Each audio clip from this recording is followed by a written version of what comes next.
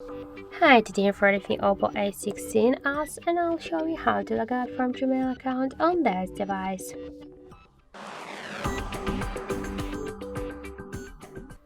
So first let's open the Gmail application.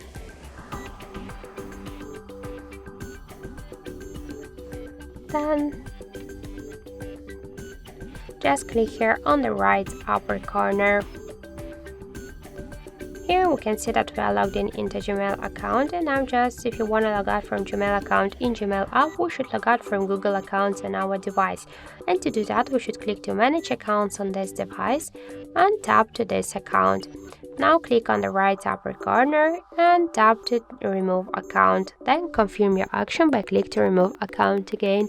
And now in Google account settings, we can see that we just have now here any logged in accounts. And let's go back to the application. Let's just refresh it.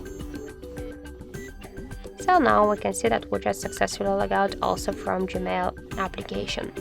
So that's it, thank you for watching, and if you find this video helpful, don't forget to leave a like, comment and to subscribe our channel.